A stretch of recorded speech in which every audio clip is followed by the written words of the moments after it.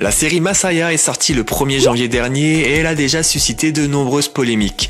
D'ailleurs, n'hésitez pas à me dire en commentaire si vous avez vu cette série et ce que vous en pensez.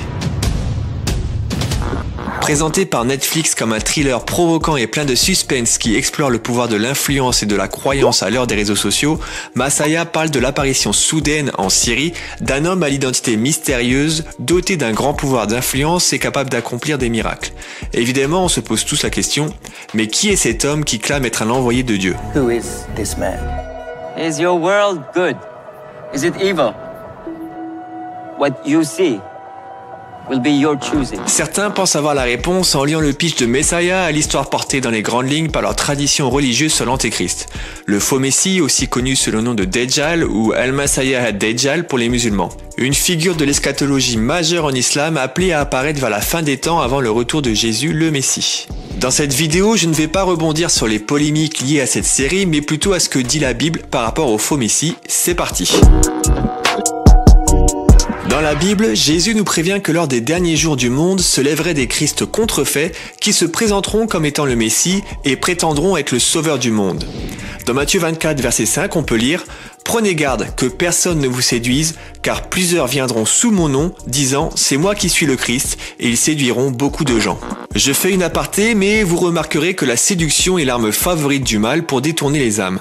On le voit dans la Bible, mais aussi dans notre vie de tous les jours avec le type de personnes que l'on appelle les pervers narcissiques ou les imposteurs. Alors juste un conseil, faites très attention à vous. Ce n'est pas tout ce qui brille qui est bon. D'ailleurs, à la fin des temps, la Bible déclare dans Matthieu 7, versets 22 et 23 que ces personnes diront « Seigneur, Seigneur, n'avons-nous pas prophétisé par ton nom? N'avons-nous pas chassé des démons par ton nom? Et n'avons-nous pas fait beaucoup de miracles par ton nom? » Alors je leur dirai ouvertement « Je ne vous ai jamais connu, retirez-vous de moi, vous qui commettez l'iniquité. » On retourne à notre histoire de faux Messie et Jésus nous prévient qu'un des signes qui se produirait vers la fin des temps, juste avant son retour, serait l'apparition de faux Christ. Dans Matthieu 24, versets 23 à 26, on peut lire « Si quelqu'un vous dit alors « Le Christ est ici » ou « Il est là », ne le croyez pas. Car il s'élèvera de faux Christ et de faux prophètes, ils feront de grands prodiges et des miracles au point de séduire, s'il était possible même, les élus. Voici, je vous l'ai annoncé d'avance. Si donc on vous dit, voici, il est dans le désert, n'y allez pas. Voici, il est dans les chambres, ne le croyez pas. Paul prévient également les chrétiens au sujet de faux apôtres prêchant un Jésus qui n'est pas le véritable Jésus de la Bible. Dans 2 Corinthiens 11, versets 3 et 4, il est écrit « Toutefois, de même que le serpent séduisit Ève par sa ruse, je crains que vos pensées ne se corrompent et ne se détournent de la simplicité à l'égard de Christ. Car si quelqu'un vient vous prêchez un autre Jésus que celui que nous avons prêché, ou si vous recevez un autre esprit que celui que vous avez reçu, ou un autre évangile que celui que vous avez embrassé, vous le supportez fort bien. » La question qui se pose alors est « Qui les partisans d'un autre Jésus soutiennent-ils vraiment ?»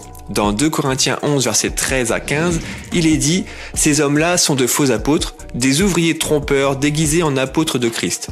Et cela n'est pas étonnant puisque Satan lui-même se déguise en ange de lumière. Il n'est donc pas étrange que ces ministres aussi se déguisent en ministres de justice. Leur fin sera selon leurs œuvres. » Juste avant le retour de Jésus, un grand Christ contrefait fera son apparition sur terre. Dans 2 Thessaloniciens 2, versets 3 et 4, la Bible dit que personne ne vous séduise d'aucune manière, car il faut que l'apostasie soit arrivée auparavant et qu'on ait vu paraître l'homme du péché, le fils de la perdition, l'adversaire qui s'élève au-dessus de tout ce qu'on appelle Dieu ou de ce qu'on adore jusqu'à s'asseoir dans le temple de Dieu, se proclamant lui-même Dieu. Qu'adviendra-t-il de ce faux Christ et comment le reconnaîtrons-nous? La réponse est dans la Bible dans 2 Thessaloniciens 2, versets 8 à 10. Et alors paraîtra l'impie que le Seigneur Jésus détruira par le souffle de sa bouche et qu'il anéantira par l'éclat de son avènement.